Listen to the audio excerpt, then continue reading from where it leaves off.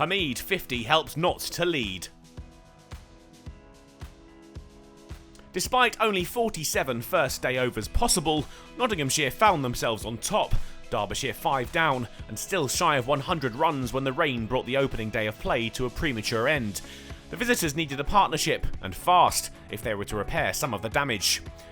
They made sure that they tick over to 3 figures early in the day. A boundary from Hudson-Prentice got them there and gave them a much needed confidence boost. Dane Patterson was bowling well though. Derbyshire put under pressure, and before long he got his man. Hudson-Prentice fired a catch to Patterson-White. Deploy had stuck around for quite some time and had matched his departed colleague's top score so far of 30 when he had to go.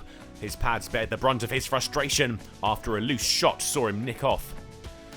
Derbyshire was struggling to find any fluency with the bat, the lower order unable to get to grips with the Nottinghamshire attack, who once again picked up another wicket.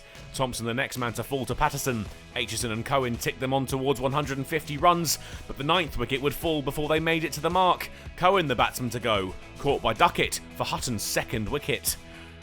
And they'd be unable to reach the total, all out for 149 when Aitchison holed out over the leg side to Everson. Lunch taken with the final Derbyshire wicket. It had been another difficult innings for Derbyshire, little for them to get excited about with Deploy and Hudson-Prentice's 30s the top scores.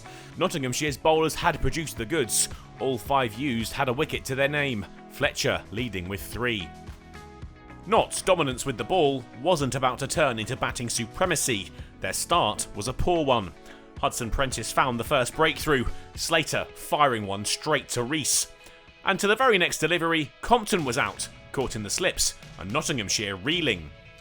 Hamid and Mullaney stopped the rot and stuck together. The number 4 took the lead from the opener, whose patient approach was necessary, thanks to the early wobble. It took them to 50 runs, and that's where they started to accelerate. 100 gettable before the end of the session, and both men were successful in their approach. A 50-run partnership sealed in the process. By the time they reached tea, the score was 94 for 2. Mullaney fired Hudson-Prentice for 4 to take Notts to 3 figures after the break, but the bowler had his 3rd 2 balls later, the skipper attempting too cute a shot and caught by Aitchison. Hamid's 7th 4 took him to 50 from 96 balls, the knock well timed, coming on a day where England's most recent top 3 had shared just 1 run between them. Further boundaries from him and James took the deficit below 30, but the opener wouldn't be around to see them take the lead, out for Hudson-Prentice's 4th. Duckett and James were the pair to get Nottinghamshire to 150, and in doing so, took them into the lead. They'd notch a breezy 50 partnership in just 60 balls, but James would fall after 1 shot too many, caught by Critchley off Cohen. And he'd have another in the same over. Patterson-White squared up, Aitchison with the juggle, and Notts led by 34 with just 4 wickets remaining. Everson joined Duckett, and the pair took the total past 200 and stretched the lead beyond 50. And then Duckett reached a well-deserved half-century from 61 balls. In the context of the match, his was the crucial wicket. But another partner would go before the end of the day. Everson caught behind for 19.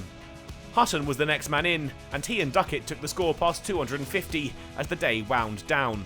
They reached the close at 256 for 7. Nottinghamshire will enjoy a lead of 107 heading into day 3, but it hadn't been plain sailing. They'd have hoped to have a few more wickets in hand after 71 overs of batting, but with 2 days left, they have plenty of time to set Derbyshire a decent target as they hunt for the win.